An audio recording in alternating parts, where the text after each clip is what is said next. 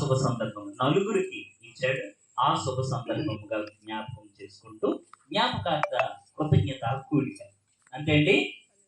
హల్లెలూయా హల్లెలూయా హల్లెలూయా. హల్లెలూయా. మన వేదం చెప్తుంది, జన్మనాధ్యాయతే శూద్రః కర్మనాధ్యాయతే ద్విజః వేద పఠనంసి నిపుణ బ్రహ్మజ్ఞానాంసి బ్రాహ్మణ. అదండి.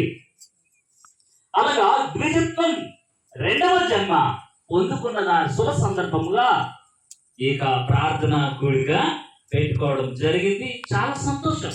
ఇలా ద్విజులు మాత్రమే మోక్ష రాజ్యాన్ని చేరుకుంటారు. అలాంటి ద్విజత్వాన్ని పొందుకున్న శుభ సందర్భముగా దేవునికి కృతజ్ఞత కూడిక పెట్టుకోవడము అనేది నిజంగా చాలా సంతోషదాయకం. మరి ఆ దేవునికి సంతోషమే, మరి మనుషులకి కూడా ఇది ఒక వేడుక. మంచిది, చాలా సంతోషం. మీ నలుగురు అంటే శ్రీలు గారు, పద్మా సిస్టర్ గారు, తర్వాత సింహాచలం గారు, జయమ్మ గారు, మీ నలుగురు కూడా మరి దేవునిలో అంటే బుద్ధిలో, జ్ఞానములో, మరి చేసే పనుల్లో, మాటల్లో రెండవ జన్మను పొందుకున్నారు. వేదం చెప్పే ఆ యొక్క శ్లోక నెరవేర్పు జరిగిన రోజు ఈ రోజు. బైబిల్ గ్రంథం కూడా అలాగనే చెప్తుంది. చూడండి, యోహాను రాసిన సువార్త, యోహాను రాసిన సువార్త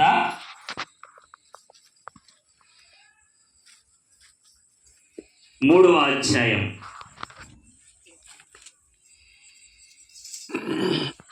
5వ వచనం. యేసు ఇట్లనెను, ఒకడు నీటి మూలముగాను ఆత్మ మూలముగాను జన్మించితేనే గాని దేవుని రాజ్యములో ప్రవేశింపలేడని మీతో నిశ్చయముగా చెప్పుచున్నాను. శరీర మూలముగా జన్మించినది శరీరమును, ఆత్మ మూలముగా జన్మించినది ఆత్మయునై ఉన్నది. చాలు. శరీర మూలముగా అంటే తల్లి గర్భంలో జన్మించినది, ఆత్మ మూలంగా అంటే బుద్ధిలో, చేసే పనుల్లో, మాట్లాడే మాటల్లో, క్రియలలో శుద్ధీకరణ పొందుకొని మరి అపవిత్రత, మలినం, ఇంకా చూడండి మేలు చేసే అబద్ధాలు, కీడు చేసే నిజాలంట, వాటిని కూడా దైవికంగా నీతి కోల్పోకుండా దైవిక జ్ఞానముతో అబద్ధం ఆడకుండా చెప్పగలిగే దైవ జ్ఞానం చేత నింపబడడం, బుద్ధిలో రెండవసారి జన్మించటం. హల్లెలూయా. ఒకటి తల్లి గర్భంలో జన్మించటం, 2 బుద్ధిలో, నీతిలో, యథార్థతలో జన్మించటం. ఇలా రెండవ జన్మ పొందుకోవాలి అని యేసయ్య చెప్పాడు. ఒక మనుష్యుడు మోక్ష రాజ్యం చేరాలంటే, పరలోక రాజ్యం చేరాలంటే తప్పకుండా 2 జన్మలు పొందుకోవాలి.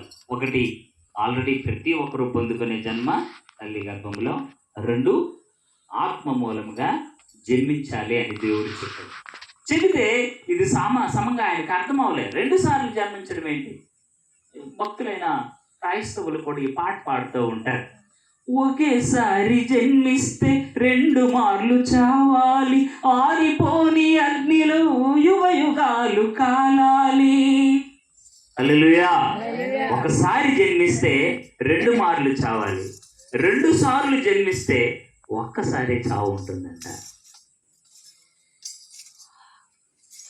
అంటే ఈ భూమి మీద ఉంటుండగానే 2 సార్లు జన్మించిన వాళ్ళకి ఈ శరీర మూలమైన జన్మ మరణం మాత్రమే ఉంటుంది, కానీ ఆత్మ మరణం ఉండదు.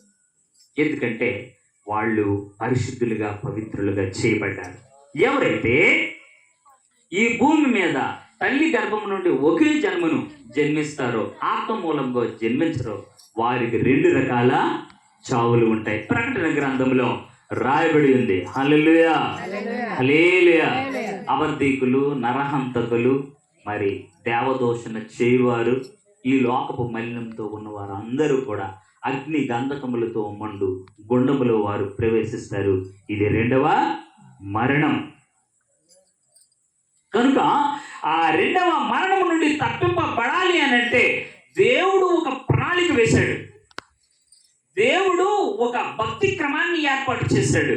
దేవుడు మోక్షానికి ఒక బాటను వేశాడు, ఒక మార్గాన్ని వేశాడు. ఆ మార్గంలోనికి, ఆ బాటలోనికి, లేదా ఆ భక్తి క్రమంలోనికి ఏ వ్యక్తి అయితే వస్తాడో అట్టి వ్యక్తి మోక్ష రాజ్యం చేరుతాడు. అలా ఆ భక్తి మార్గంలోనికి, ఆ మోక్ష మార్గంలోనికి, ఆ పరలోకపు బాటలోనికి అడుగు పెట్టిన దినం ఈ దినం సుదినం. కనుకనే ఈ యొక్క సుదినమును మరి చాలా సంబరముగా జరుపుకొన ఇష్టపడి శ్రీలు గారు, మరి సహోదరి పద్మమ్మ గారు, సింహాచలం గారు మరి ఈ యొక్క కూడికను సిద్ధపరచడం జరిగింది. ఇది చాలా మహా సంబరమైన దినం. ఎందుకు అనంటే నిత్య జీవం పొందుకోవడానికి, వారసులు అవ్వటానికి అర్హత పొందుకునే దినం ఈ దినం. దేవుడు చెప్పిన దినం, విజత్వం పొందుకునే దినం ఈ దినం. కనుకనే దీనిని సంబరముగా జరుపుకోవడం మహా గొప్ప భాగ్యం. అందరికీ ఈ భాగ్యం కలుగదు. అయితే ఈ విషయాన్ని ఎరగని వ్యక్తి ఏమన్నాడు చూడండి. ఇప్పుడు 2 సార్లు జన్మిస్తేనే ఒకసారి చావాలి, ఒకసారి జన్మిస్తే 2 మార్లు చావాలి అనంటే 2 మార్లు జన్మించడం అంటే ఎలాగా? ముసలివాడైనా చదవండమ్మా, 3-4 వచనాలు చదవండి. అందుకు యేసు అతనితో ఒకడు క్రొత్తగా జన్మించితేనే కానీ అతడు దేవుని రాజ్యమును చూడలేడని మీతో నిశ్చయముగా చెప్పుచున్నాను. అందుకు నికోదేము, ముసలివాడైన మనుషుడు ఎలాగూ జన్మింపగలడు? రెండవ మారు తల్లి గర్భమందు ప్రవేశించి జన్మింపగలడా? ఒకడు నీటి మూలముగాను ఆత్మ మూలముగాను జన్మించితేనే గాని దేవుని రాజ్యంలో ప్రవేశించడని నీతో నిశ్చయముగా చెప్పుచున్నాను. హల్లెలూయా. ఆయనకి డౌట్ వచ్చాడు కదా, 2 సార్లు పుట్టడం అంటే ఎలాగా? ముసలివాడైన మనుషుడు మళ్ళీ తల్లి గర్భంలో పుట్టి జన్మించగలడా? అది కాదయ్యా, మరలా శరీర జన్మ కాదు, ఆత్మ జన్మ. ఆత్మ అంటే బుద్ధిలో జన్మ. ఉదాహరణ చూడండి, మరి మన భారతదేశంలోనే స్టువర్ట్పురం అనే ఒక ఊరుంది. స్టువర్ట్పురం. చిరంజీవి గారు స్టువర్ట్పురం దొంగలు, స్టువర్ట్పురం పోలీస్ స్టేషన్ అనే సినిమా తీశారు. కారణం ఏంటి అంటే స్టువర్ట్పురం అనే ఊరు మన ఆంధ్ర రాష్ట్రంలోనే ఉంది. ఆ ఊర్లో ఉన్నవారందరూ దొంగలే. వాళ్ళ వృత్తే దొంగతనం. ఇప్పుడు చెన్నమేరంలో మరి రిలీజ్లో ఉన్న వాళ్ళందరూ సారా వ్యాపారమే వృత్తి, అదే జీవితం. ఇప్పుడు దాన్ని బట్టి ఇప్పుడు వాళ్ళు బాగుపడ్డారు. అలాగెలాగో ఆ స్టువర్ట్పురంలో ఉన్న వారందరూ కూడా దొంగతనమే వారికి జీవనం. అలాంటి వారు, అది సినిమాల్లోకి కూడా వెళ్ళిపోయింది. అలాంటి వారు ఇప్పుడు ఆ స్టువర్ట్పురంలో ఉన్న వారందరూ పాస్టర్లే. వారు తిరిగి జన్మ పొందుకున్నారు. దొంగతనం మానేశారు, మోసం చేయడం మానేశారు, అబద్ధాలు ఆడడం మానేశారు, తాగడం మానేశారు, వారి యొక్క మాట తీరు మానేశారు, 2 అర్థాలు ఇచ్చే మాటలు మానేశారు, మోసం చేయడం మానేశారు. ఇది 2వసారి జన్మించడం అంటే. బుద్ధిలో జన్మించటం, నీతిలో జన్మించటం, మంచిలో జన్మించటం, అబద్ధమును విడిచిపెట్టడం. అంటే గొంగలి పురుగు సీతాకోక చిలుకగా మారడం. గొంగలి పురుగు చూడడానికి అసహ్యంగా చాలా నీచంగా ఉంటుంది. ఒకవేళ గొంగలి పురుగు మనం ముట్టుకున్నా లేదా మన శరీరం మీద తాకినా నుసి వేసేస్తుంది. అదే సీతాకోక చిలుకని చూస్తే చాలా అందంగా చక్కగా ఉంటుంది. అది మనం పట్టుకున్నా ఏం కాదు, అది దాన్ని పట్టుకోవాలనిపిస్తుంది కూడా. అలా గొంగలి పురుగుగా ఉన్న జీవితం నుండి అలాంటి, అంటే ఇంకా మీకు అర్థం అవడం కోసం చెప్తున్నాను, బూతు మాట్లాడిన వాళ్ళు మానేసి మంచి మాట్లాడతారు, చెడు నడవటం నడిచిన వాళ్ళు మానేసి మంచి నడవడం. ఇది 2వసారి జన్మ పొందుకోవడం. దీనిని మన వేదం ఏం చెప్తుంది? ద్విజత్వం అంటుంది. జన్మరాజ్య అయితే శూద్ర, పుట్టుకతోనే అందరూ కూడా పాపులే. బైబిల్ గ్రంథం కూడా